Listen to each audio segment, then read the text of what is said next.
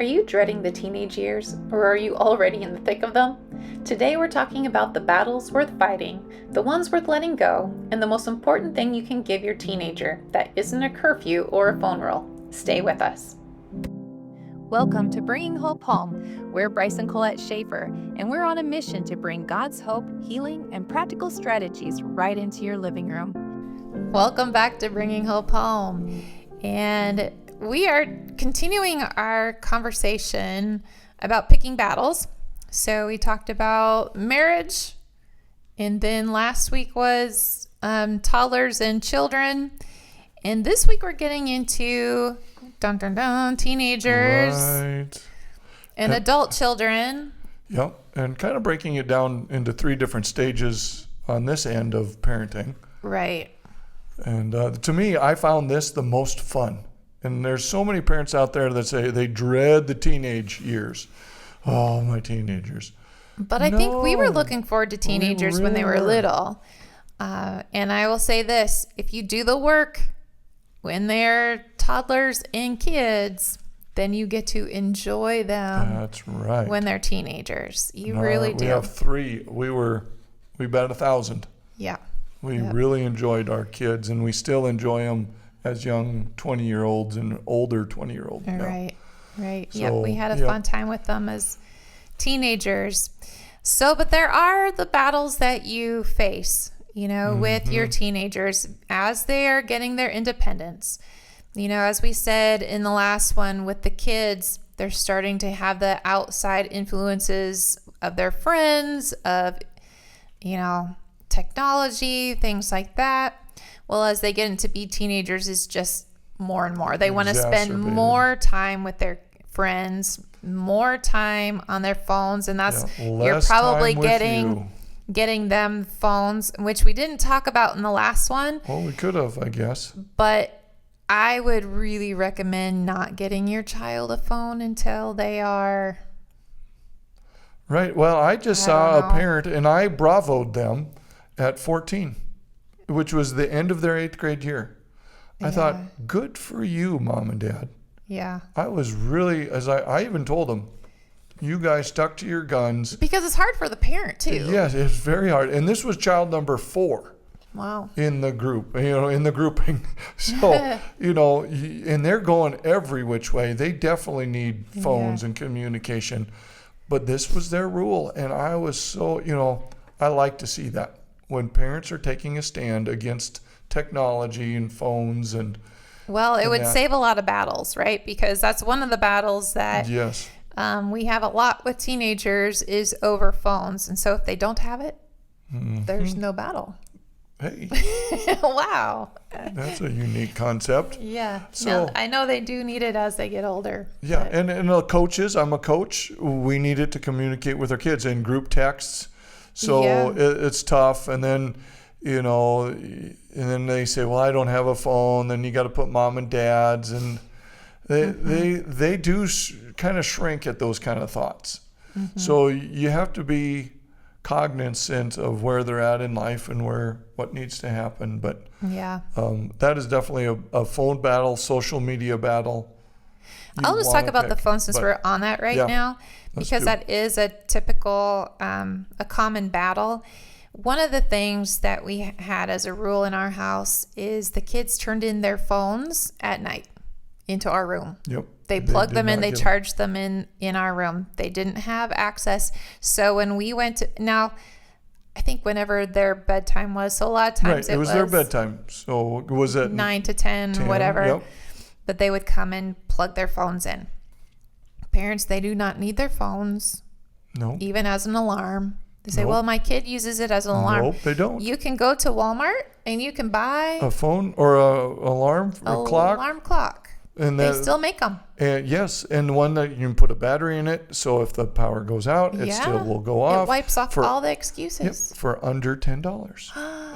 Wow. A latte, you can buy yourself a clock. A clock. And that changed at every age. And by the time they got to be seniors, it was like 11 o'clock at night, because even if they stayed up later, they don't need it any later.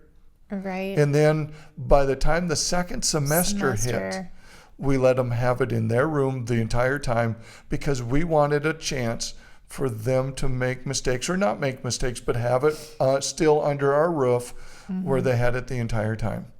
So if we saw any issues, we could help guide them and still be kind of in control of it. But here's the thing, you know, as teachers, again, we have a lot of different perspectives, but you'd see these kids come into school just exhausted, and they were gaming. Zombies. They were on their phone, snapping, gaming, whatever. They didn't even know half the time what they were doing. First of all, like we've talked about, social media exhausts them even more, and being on the screen. It's not good for their mental health. I mean, the list can go on how it's a detriment, right? Most of the sex trafficking, I just want to say that right now, is done. The kids don't even leave their home. It's done through their phone. Yep. So, I mean, it's a serious thing. So you need to have some serious conversations about the phone. And I know there's the different apps that you can control. I would look into all of those. We haven't been real privy with some of those apps because we were just starting. And we were. I don't think they had them when our kids were teenagers. Yeah, in this Find Them app, I know a lot of these parents with younger kids now, they'll put it on their where they know where their kids are, and it's on their phone, so they know because of their independence. That's another, where you have to help guide them is their independent times, but they should still track them on their phone and to make sure they were where they said they were going to be. Those are all important. But yeah, the phone is a big one to help guide and use as a tool, not to bury your head in the sand and not to be lording over either. This is teenage years are all about guiding and helping them learn consequences and learning insight into making good decisions.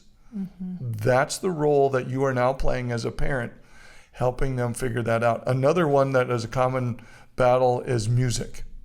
And there is so much crap out there. But there's also some good stuff. I was just in the weight room, and again, as a coach, I'm in the weight room a lot, and there is a lot of different kind of music, but the one that is always played it's icky. It is icky. It has bad language. It has all that. And so some of these Christian parents out there, you might be wondering, well, my kids will never. No, they already have. They've already seen it. They've already heard it. And so you have to help train them up. And how I help train our kids, I remember, especially with our oldest, and our kids love music. I'm a music teacher. We taught them to enjoy all kinds of eclectic. Music. But I had them listen to secular music with me, and we listened to a good song. And I said, okay, sense how your spirit is, on the inside, how does it feel? How does, all of that. And then we put on some praise and worship. And I said, okay, now tell me how your spirit is feeling. And they described it, peaceful. And I said, okay, even though the secular music that we listened to wasn't bad, it still had an effect on their soul. And we trained them that early in teenage years, so they knew. And our kids helped on worship team, throughout their teenage years. And so that was one of the things that we trained them. Hey, on Sunday morning especially, you need to be stirring up your spirit with, praise and worship music, especially on Sunday. But when you're feeling low, when you're feeling whatever, this is what you can go to help fill yourself back up. So again, it was a training that we taught our kids through music, that this is going to help you. This is a tool. And the cop out that kids give, I just like the beat. No, you're getting everything attached to the beat. Yes. There's a lot attached to it. There's a lot of spiritual things attached to it that you need to be aware. And again, all these, like social media, the phones, music, these are tools that can be used for good or they can be used for evil. And too often, teenagers, the slippery slope into the evil side of it all happens. And that's where you as a parent get to help choose and guide them through it. And I wouldn't say prevent it, but guide and protect these institutions that they have to live their life through. Help them be aware and how to and navigate themselves. Yep. And again, going back to the weight room, I was just talking to a kid that writes songs that are Christian songs. And that's all he writes. And they are beautiful and they have this spirit to them. But he goes into the weight room and, tell you the truth, there's all these words and it's bad. And I said, what? Where's this coming from when I hear the spirit side of you? And I was trying to train him. Mm-hmm. Well, I have to flip a switch to play football. Do you really? Do you really have to flip that switch? Because I would rather have God's power playing football than a maniac power, because God's power is greater. So again, it's about training and guiding, but the pushback is huge from the world. And so again, you can't stop it all, but you can help train them on what to figure out to listen to, quote unquote, for their own self. Mm-hmm. Another one is friend groups. Again, like we said about the elementary, you can't control some of their friend groups anymore, and that's tough. But even more so in high school. And like us in a small town, I kind of cringe at the fact that some of these 8th graders and 7th graders play up on sports teams, because I don't think they're ready. They might be ready physically, but not emotionally or spiritually or for some of these higher level juniors. To be on the bus with some juniors and seniors. Yes, it's just not right there. So they get tossed into these friendship groups that are a little bit different. So having conversations with them and maybe taking away some times that they would go hang out with them is appropriate, depending on the parameters of those. Those are ones that you might have a battle with a little bit. So it's a hard one. And our kids did. They moved up on things at times. And so you just have to learn and have some discernment on what's going to come. You can't shield your kid from everything. Right. And so that table talk, I was going to go here with that shielding. Table talk is huge, and we've used that in our podcast a lot, but we used it in our home as, exclusively to start talking about, well, okay, you're going to go off on to do this. Mm-hmm. So here's something that, your mom and dad know might be coming. So how would we like you to handle it? Mm-hmm. How would you handle it? What would you do if? Yeah. Start having those conversations, and in doing so, it will help give them some guardrails and some guidelines on what's coming up in the next week or whatever it is that they're going to be at. I would say, with all of these issues, we helped guide our kids. We didn't have a strong, fast yes and no to most things. Yep. Now, there were our lines that we would have drawn. But for the most part, and our kids, we did get blessed. Our kids didn't push the envelope either. But again, I think that's because we started younger. We started way younger. We had a daughter that didn't want to wear crop tops and short shorts. I'm not sure how we would have handled that if she wanted to wear some of those things. We didn't have to deal with that. But we always came to the heart of the issue. Not the other. If they're being disobedient or disrespectful or some of these things in either clothing, in music, in friend group, that's the fruit of something on the inside, a rebellious spirit on the inside that hasn't been trained. Yes. And so again, it starts that younger. That's why we did a whole podcast on the kids. When you train them to love God, with everything that they are, and for them to have a relationship with God. Yes, not first. Your relationship. It's not your relationship with God. It's their relationship with God. Some of these issues, they just fall, and you don't deal with those issues. Amen. Because those are the fruit of things that happen when you don't have that heart right towards God. Right. So what would be some of those battle lines that you need to draw? So here's just a couple of them. Just write down, just naming them. Any dangerous behavior, drug and alcohol abuse. And I'll tell you this, you need to start talking to them at preteens. Yeah, young. About drug and alcohol, about vaping. You have to start drawing those lines and telling them, educating yourself and educating them. And then another, sexual boundaries. Pornography. They're going to have pornography. Oh my goodness. It shoved in their faces at a very young age. Yep. And so anything sexual is going to be coming at them.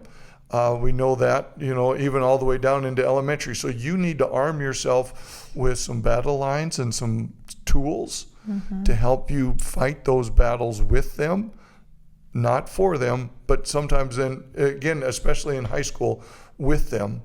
You can battle them for them in elementary, but now you got to fight with them and give them the tools, not just because I said so anymore, because they're going to say, well, that's just mom and dad.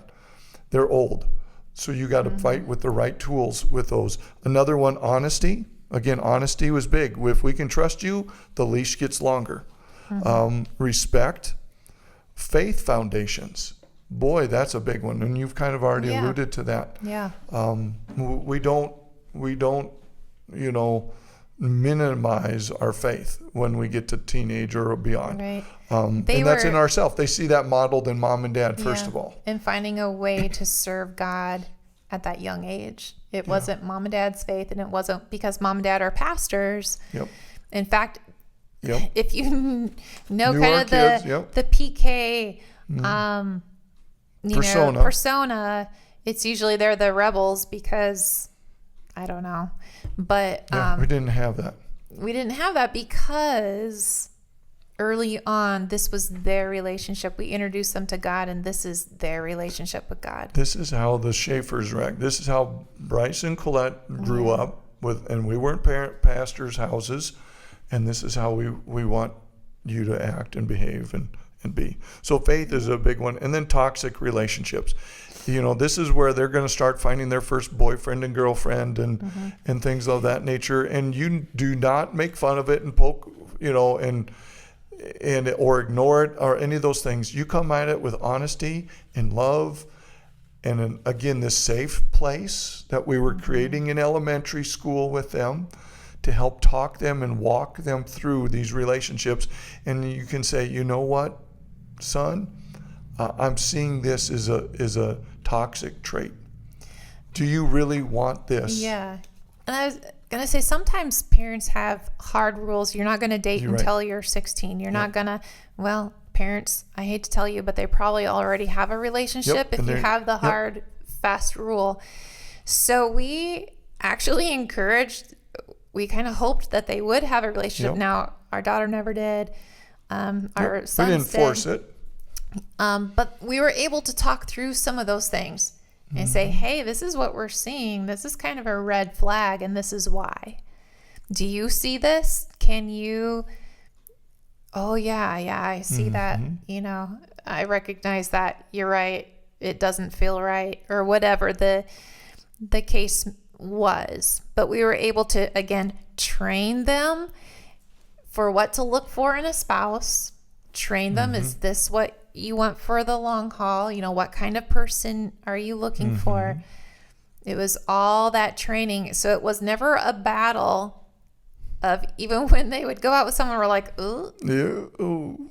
Yeah. We just turned it into always training. And again, it's in that safe place that we talk, and not a response to fear or their failure or whatever.